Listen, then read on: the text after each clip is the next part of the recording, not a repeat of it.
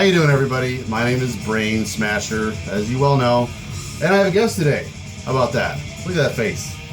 We're going to talk about some cool shit. So, a couple of years ago, I was sitting on the toilet at, this is going somewhere, at Winterblood Fest. And I'm looking at Facebook and I see that Archcoat is playing a show in Rock Island. And I'm like, Rock Island? What the fuck is Archcoat? Just like, that was just so weird to me. So I was like, I'm at a festival right now and this show is tomorrow, but god damn it, I'm fucking going. I don't care. I go to Archcoat and I'm just like, what? There's so many people at this fucking Archcoat show. Yeah. I thought that was really weird. And so I came back home and I got on Facebook and I was like, who was at that show?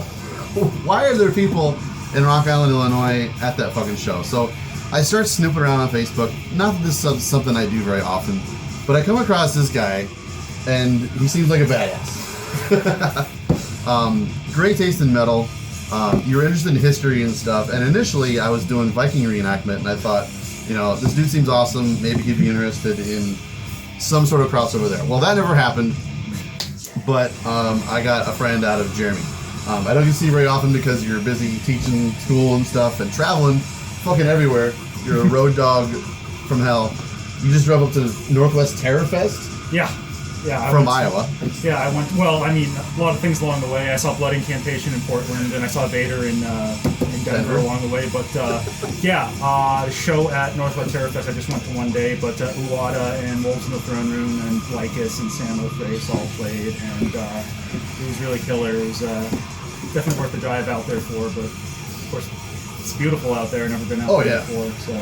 Yeah. And then so tomorrow, Jeremy leaves for Maine on the road.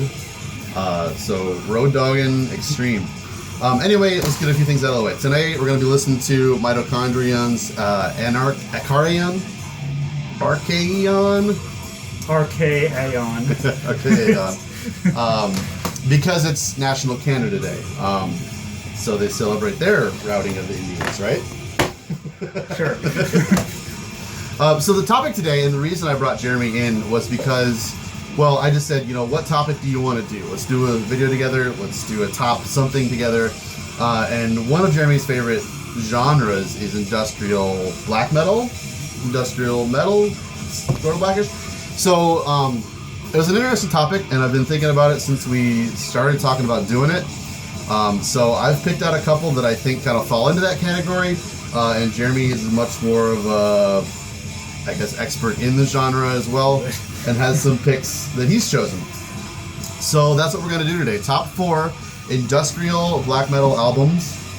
And I'm going to go first. I guess, I don't have these ranked really, 1 through 4. Yeah, I don't know. We'll just go with this one.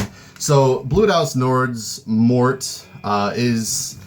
not my favorite Bloedhaus Nord since they did the Saturnian Poetry album. That fucking, like, a la Emperor album was incredible.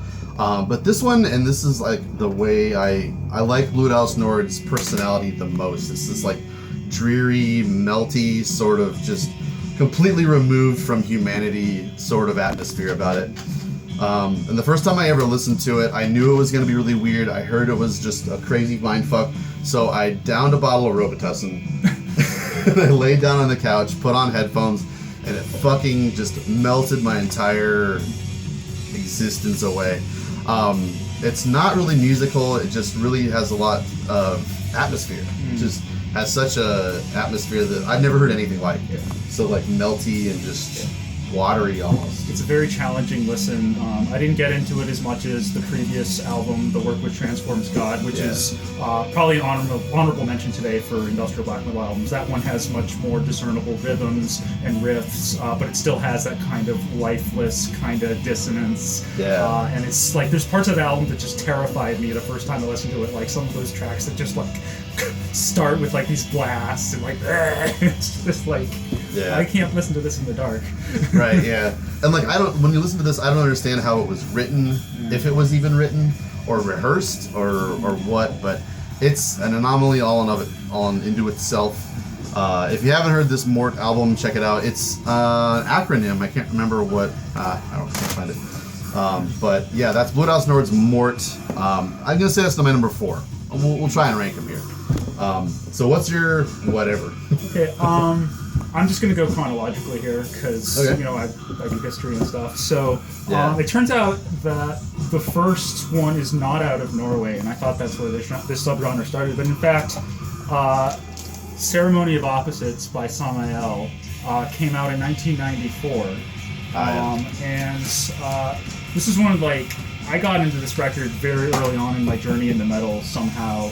I think I got in through their later stuff, but then I came to this, and then I appreciated it more and more as time went on. Once I got more into their early stuff, their kind of really kind of subdued, brooding, morbid metal, from their first two albums. And what I love about this album is it's kind of the midway point between their black metal roots and their sort of just full-on industrial, synthy later stuff. And I really like albums that sort of represent those transition periods. And this one, this is their last album with a live drummer, Zetros, and he wrote most of the music on that album. And you can really tell because it's very rhythmically driven, but it also retains a lot of these really kind of dark and sinister riffs that you get from the early albums, and a very tasteful use of synths.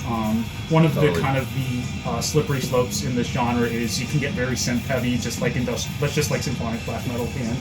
But this one, is very light on the synths. They're used at very opportune times, and it really focuses on the drumming and the guitars. I finally got to see this band live at MDF last year, where they did this album in its entirety, and they've been doing that a lot lately. And it was just one of the best live performances I've witnessed. So definitely, I guess you could call. I suppose it's very influential since it came out so early, and I hope to see him again. Yeah. I feel like that's a good example too. A lot of people complain about I hate metal with synthesizers, but if you think about it, it's in a lot of albums that you might not really realize are helped by the synthesizer and stuff. Like Emperor is a band that's completely symphonic, has a lot of keyboards, but I don't think a lot of people think of them as like a keyboard-driven band, or this album for that matter. Yeah, exactly. It's it complements rather than it's the main event there. So, yeah. And I love Passage after that one. That one, that is such a world apart from that one, but hell, it was probably only 3 years, maybe even 2 after that one.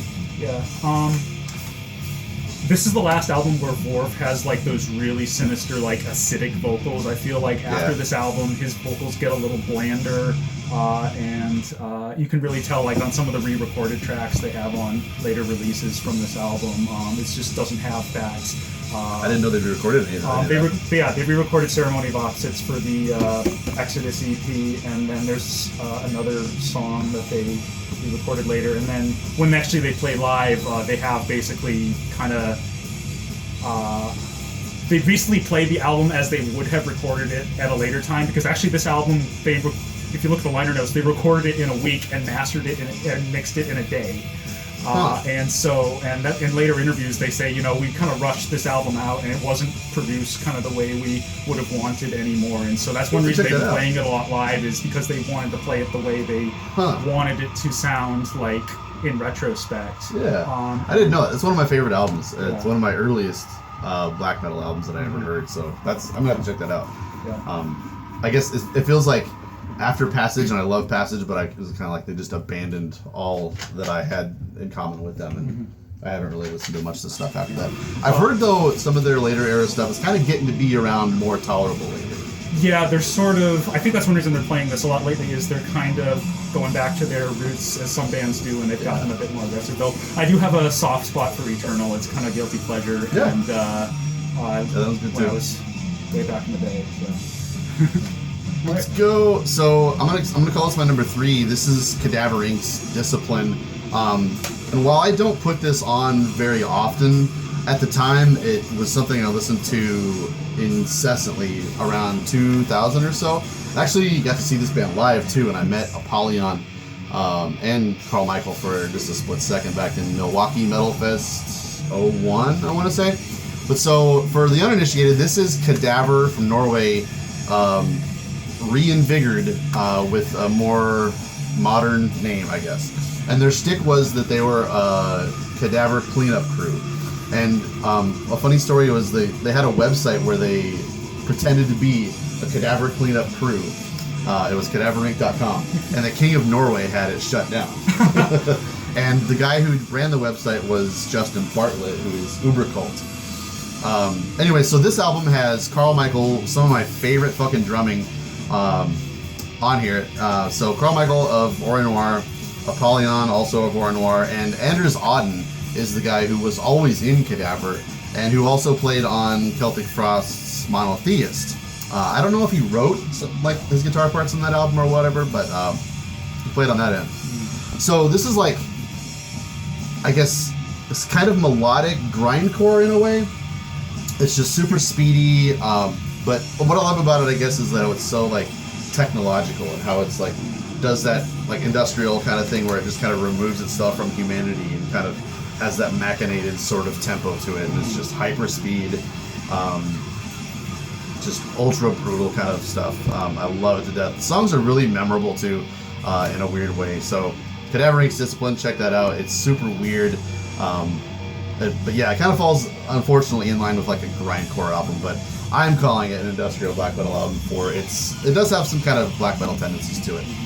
Cadaver Inc. Great. The next one I don't have because the jewel case is buried in my basement. And neither do I. I have to include this in this list because it really is the seminal like industrial black metal album in terms of its influence. It's In the Streams of Inferno by Mysticum. And this came out in 1996, though it might have been released earlier because shortly before Euronymous was murdered, he was signing Mysticum to his Death Like Silence label, and he would have released their album on that. And what might have been if he had lived and then continued running that label, and Mysticum probably would have come out as a much more prominent band in the canon of Norwegian black metal classic albums. But because of that, they sort of fell under the radar in comparison to the Dark Thrones and whatnot. But I think they're still have that cult appreciation and again their influence. And so if you listen to this album, it's got a lot of the traits of classic Norwegian black metal, just kind of the more simple riffs, but they have a drum computer that has some very interesting rhythms and industrial beats and whatnot. And again, some very tastefully and lightly applied synths in places. And the other thing about Mysticum is, and this is also sort of a thing that you see a lot in the industrial black metal genre, is they're very obsessed with psychotropic substances. You see, like they have a song. Yeah, I've heard a lot about that. They have a song called Black Magic Mushrooms, and then on their latest album they have a song called LSD or Lucifer in the Sky with Diamonds, which is a really great song. And their new album's killer, it was really a toss-up between their debut album and their latest album, Planet Satan, which they were planning to release, for well over a decade, and they finally, so got that is maybe the album that never got released. Exactly. I guess a lot of that material had already been written for a while, but they finally got their act together, sobered up or whatever to write the thing, and now their second album, Planet Satan, has got a lot of similarities to the first. It's got that same type of riffing and atmosphere, but it's much more intense and in your face. And I feel like it's I listen to it a ton, and apparently they have the most amazing live performance these days. They have this giant light show and projection on screens. And so they're really overdue to bring that act to the United States because they haven't yet. Mysticum, if you're watching, come to Chicago or something. Definitely. Anywhere you book a show anywhere in the country, I'm there. So I'll tell you that. Okay, so I guess that's all. That. I was gonna ask, so what do you think it is in your personality that draws you to the more machinated, technological sort of black metal genre? If you could put your finger on it. I think I'm very sensitive to drumming in in music. And in fact, I also listen to a lot of industrial and EBM and terror EBM, so stuff with like really danceable rhythms even. And I really like black metal, and so I found the combination of the two really works for me, because it's like two different types of sounds, black metal riffing, industrial beats and drumming, and they actually mesh pretty well, at least in my mind. And so it feels to me that way. Just kind of a different combination of things I like in music. I wondered if, like, in some ways, like industrial black metal, I think one of the hallmarks of it is it kind of like it usually has a drum machine, I would say, or like triggered drums, and it kind of like takes away the musicality of the drumming, which can lead the other instruments to like give more room, I guess, for the synth or the orchestration or instrumentation to be the music in a way. So the drumming most of the time is just stuff like that, but kind of like pulls the drummer out of the equation and lets other things kind of and atmospheres take the forefront. But this does not fall in line with that. Thorn's self-titled album, I'm sure you're all familiar with it, but this is fucking awesome. Always worth a revisit. But I love how back in 2000 or so when this came out, it almost seems like 2001. It almost seems like this was just written in a couple of weeks or something. This guy is just such a riff master.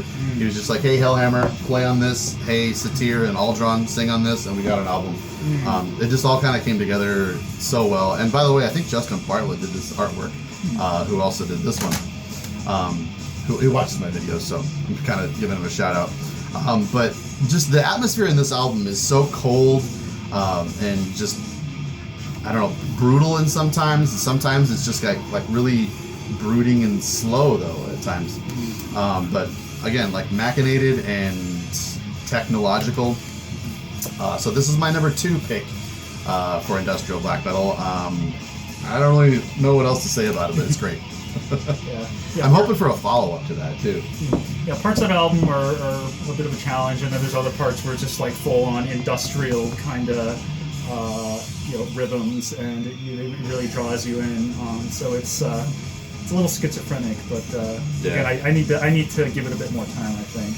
And I was listening to their split with Emperor the other night as like a comparison, and it's like it's so fucking bizarre, but really worth listening to. But I wouldn't have guessed listening to that split with Emperor that they would have gone and done this a couple of years later. I really need to pick up some of their early stuff. Like everybody talks about how the early like riff demos and stuff that had no drums over them. There was like the Tronderton demo and a couple other like instrumental sort of things that they say influenced Mayhem, Dark Throne, and a lot of those bands that I never really realized how much importance there was to it until I've been doing some reading the last few years. So it's worth revisiting, I guess. You've got another good pick there. Yes, this is probably my personal favorite, just because it's I got into it like super early into when I was getting into metal, and it's stuck with me ever since. It hasn't gotten old, and that is Generator by the Italian band Aurum. And first off, just one of my favorite album artworks. This is all done in pencil by this Italian artist they commissioned, and it really conveys the theme of the album really well. Just this satanic monolith just kind of commanding this like horde of something in this just cold kind of industrial post-apocalyptic wasteland, and that's really the vibe you get when you listen to this album. Yeah, for sure. I got any of Aurum's first 4 albums, could have made this list, but I think this is the one that is probably the most consistent and really their musical peak. After this, they had a huge lineup change, and they kind of moved into a less black metal direction at times. And this is the only one Bart Ethan plays on, right? Yes, and that's the other interesting about this album. Like their first 3 albums was all computerized drums, and this is the one where they first have a live drummer, and that's Faust. Yeah. And if you listen to that, you can really tell that it's Faust because there's some. He has this kind of hypnotic drumming style at times that you hear on In the Nightside Eclipse as well. But it's amazing how dynamic he can be. Like he can really like mimic a lot of interesting industrial and almost sort of like ravey, dancey rhythms on this album. That really surprises surprises you, and it really works. The riffing and a lot of the songwriting is done by Misrock Infernalian, who used to be in the band, and he's actually he's out of the band now, but he is now in this terror EDM band in Italy called Alien Vampires, which I really like. And he has a really good sense of melody, and you can really tell on this album as well. It also, the vocalist is Primeval, who's the vocalist in Mysticon, so there's I didn't realize that. And there's also one of the songs has Attila on it, and he was the vocalist for their second and third album. He was all out on their first, so they kind of bring him to that. So I feel like this is sort of almost an industrial black metal supergroup in ways. I didn't know about this until they appear you on this talked about album. it. Yeah. And then again, it's very tasteful with the use of synthesizers and choruses, and it really gives you this post-apocalyptic atmosphere. But also, it's very, it really pulls you in. So there, I think if you go on YouTube for their song "A Dog Eat Dog World," I think they have a version where it's set to the silent film Metropolis. That's really fun to watch with this as the soundtrack. So you should find that. I'll make sure to put that. I'll put videos for all these down below, of course. I'll make sure and try to find that too.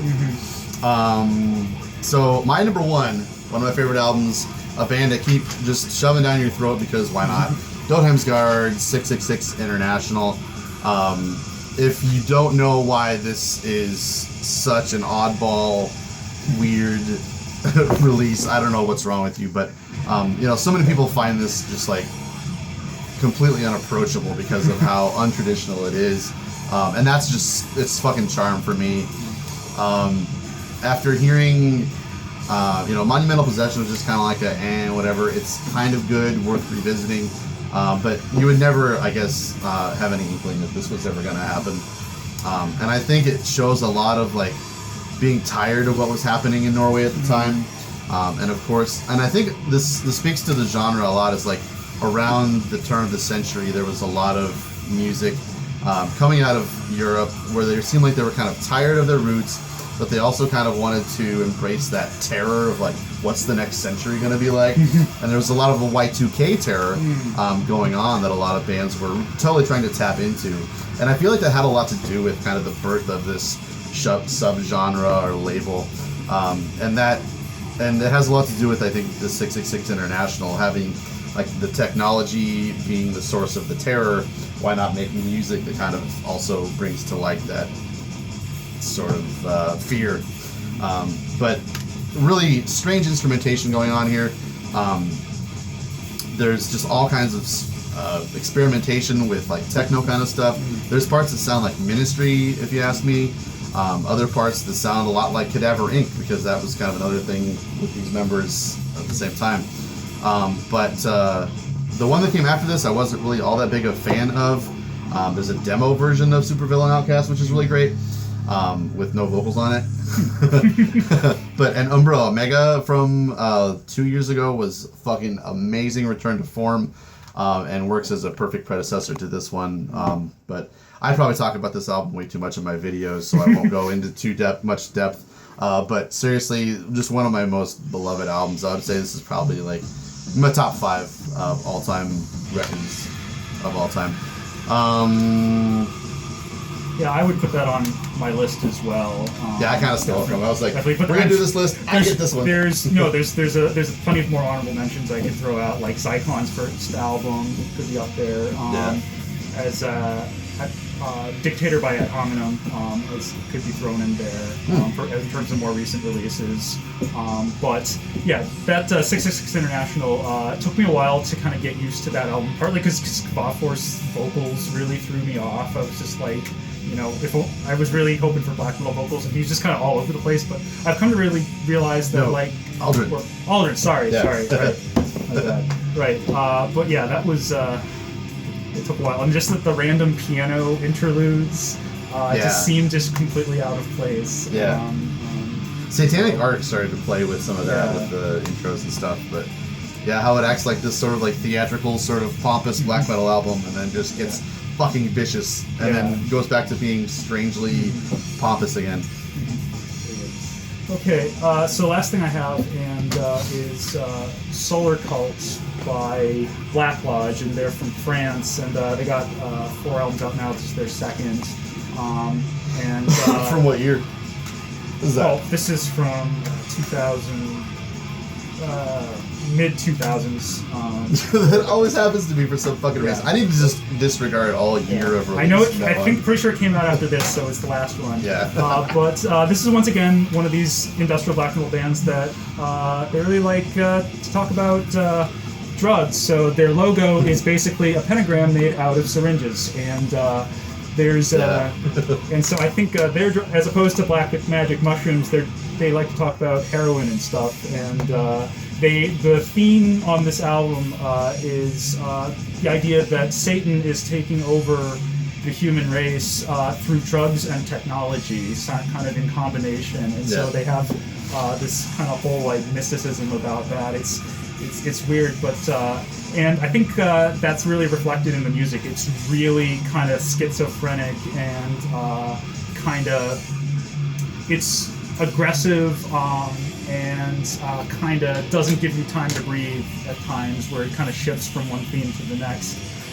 But has some great riffs and the really cool use of percussion.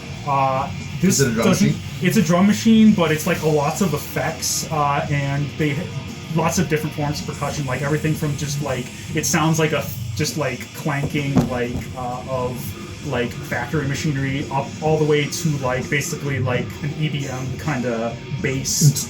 Like they got parts like that as well. And so they kind of explore that whole range, and they don't have any like synthesizers at all. It's like they use percussion in place of synthesizers, which I think is a real asset to this album. And so this album took me a while to get into because again it's so it's sort of just it's not all over the place. It's very cohesive, but it overwhelms you a lot as you're first getting into it, because there's a lot going on. But it's definitely rewarding with time. They've been pretty consistent with their output. Otherwise, their first album's a bit more straightforward industrial black metal, and then they continue to. The third album's a lot like this, and then the most recent one is a little bit more streamlined again. But again, it's all pretty enjoyable. So yeah, Black Lodge from France, and another I'm band not familiar with this at all. Another band I hope it comes to the U.S. sometime. So yeah, I'm only familiar with the Avigor split, and I don't remember really much about it. But that's a band I've always kind of meant to like. I've earmarked like I need to check that out. So. I think, a lot of these albums, I feel like the main overarching theme is that they draw upon that fear of technology and what technology can do and how we're in this point in our lives, or were, I guess. This is more indicative, I think, of the early 2000s where we were like, gosh, technology is really kind of getting ahead of us, and who knows what can happen in the next 20 years. And so I'm wondering, like, what will industrial black metal become as we're becoming more familiar with technology and harnessing it a little bit more, so there's less terror involved. I hope the genre can continue to make some more awesome releases like these, but I feel like at least stuff like this I think has its charm because the genre or the experimentation is in its infancy, and so there's a lot more like room to blossom out into that at the time. But yeah, thanks for joining me. This is gonna bring it to an end. It's been a pleasure. Jeremy, at this point, doesn't have his own YouTube channel, but I'm sure a lot of you people are going to say, why doesn't he have his own channel, yada, yada, yada. But that's why I like bringing on guests to the show, people who don't have to have their own channel. He's got a lot on his plate, so I wouldn't expect that to happen anytime soon. But anytime you want to come back and do this, you're welcome to. I always feel like I'm worried that you're going to move away from Iowa. So glad we get to hang out when we do and do a video to commemorate it. So we'll see you next time. Thanks for watching. Fuck God.